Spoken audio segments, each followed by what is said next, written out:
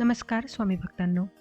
माझ्या स्वामीला अर्पण मराठी चॅनलवर तुम्हा सर्वांचं मनापासून खूप खूप स्वागत आहे. सर्व पितृ अमावस्येचा दिवस हा पितरांचा आशीर्वाद घेण्यासाठी शेवटचा दिवस मानला जातो. या दिवशी सर्व पितरांचे श्राद्ध, पिंडदान आणि तर्पण केले जाते. या दिवशी काय केल्याने पितृ प्रसन्न होईल, चला जाणून घेऊया. तर मंडळी, सर्व पित्री अमावस्या हा श्राद्ध पक्षाचा शेवटचा दिवस मानला जातो. या दिवशी ज्या पितरांची मृत्यू तारीख माहीत नाही त्यांचे श्राद्ध केले जाऊ शकते.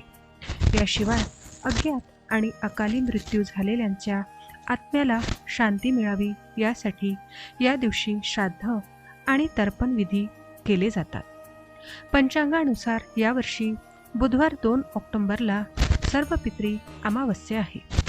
पंचांगानुसार भाद्रपद महिन्यातील अमावस्या तिथी 1 ऑक्टोबर 2024 रोजी रात्री 9:38 सुरू होईल आणि 3 ऑक्टोबर रोजी दुपारी 12:19 संपेल. पितरांना तर्पण अर्पण करताना दक्षिण दिशेकडे तोंड करावे. यानंतर 3 मुठी वापरून आपल्या अंगठ्याच्या सहाय्याने पहिल्या बोटाच्या मदतीने पाणी अर्पण करावे. तर्पणासाठी कुश, अक्षदा, जव आणि काळे तीळ वापरावे. यानंतर पितरांच्या प्रार्थना मंत्राचा जप करावा. ऋषींना जव आणि कुश अर्पण करावे. यानंतर उत्तरेकडे तोंड करून जव आणि कुश यांचा नैवेद्य दाखवावा. शेवटी दक्षिण दिशेला तोंड करून पितरांना काळे तीळ आणि कुश अर्पण करावे. पूजेत झालेल्या चुकीबद्दल क्षमा प्रार्थना करा. तर्पण केल्यानंतर गरजूंना अन्नदान करावे. या दिवशी सर्व पितरांचे श्राद्ध केले जाते, त्यामुळे ही मोक्ष अमावस्या म्हणूनही ओळखली जाते. सर्व पितरी अमावस्येच्या दिवशी पितरांचा आशीर्वाद मिळण्यासाठी काही विशेष कार्य अत्यंत शुभ आणि फलदायी मानले जातात. त्यापैकी पहिला म्हणजे सर्व पितरी अमावस्येच्या दिवशी पाण्यात काळे तीळ, कुश, जव आणि पांढरी फुले टाकून पितरांना नैवेद्य दाखवावा. असे केल्याने पितर प्रसन्न होतात असे मानले जाते. दुसरं म्हणजे पिंडदान. सर्व पितरी अमावस्येच्या दिवशी तर्पण आणि पिंडदान करा. यासाठी तांदूळ, गाईचे दूध, तूप, गूळ आणि मध एकत्र करून त्याचे मिश्रण करून पितरांना अर्पण केल्यानंतर ते पाण्यात वाहून द्यावे. श्राद्ध पक्षात श्रीमद भागवत गीतेचे पठण करणे अत्यंत शुभ मानले जाते.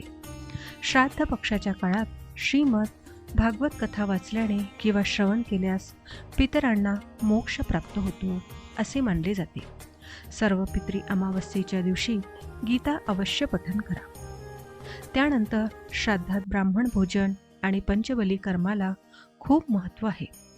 पंचबळीमध्ये 5 वेगवेगळ्या लोकांसाठी जेवण ठेवले जाते.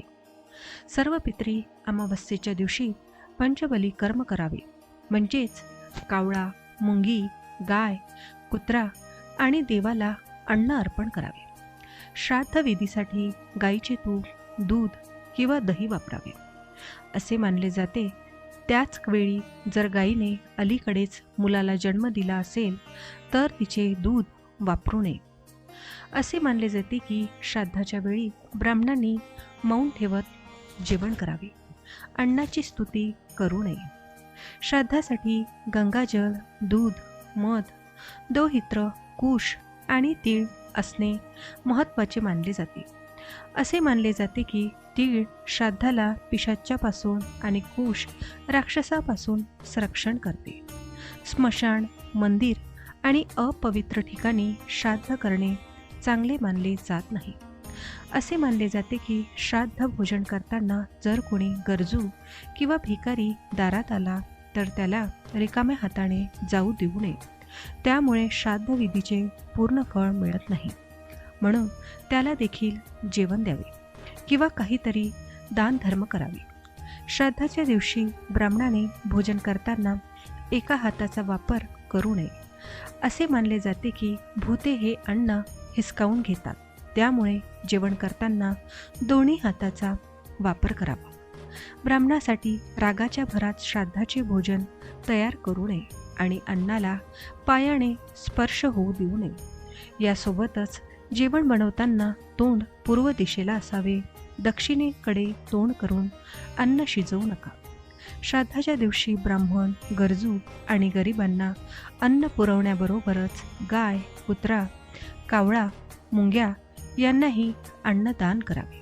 तर मंडळी, आजचा व्हिडिओ तुम्हाला कसा वाटला मला कमेंट करून नक्की सांगा. व्हिडिओ आवडला असेल तर व्हिडिओला लाईक करा. जास्तीत जास्त लोकांना हा व्हिडिओ शेअर करा, म्हणजे त्यांनासुद्धा ही माहिती मिळेल. चला तर मग आजच्या व्हिडिओमध्ये एवढेच. मी तुम्हाला परत भेटते अशाच एका नवीन आणि माहितीपूर्ण व्हिडिओमध्ये. तोपर्यंत सर्वांनी काळजी घ्या आणि असेच छान छान माहितीपूर्ण व्हिडिओ पाहण्यासाठी आजच आपल्या स्वामीला अर्पण मराठी चॅनलला सबस्क्राईब करा. धन्यवाद.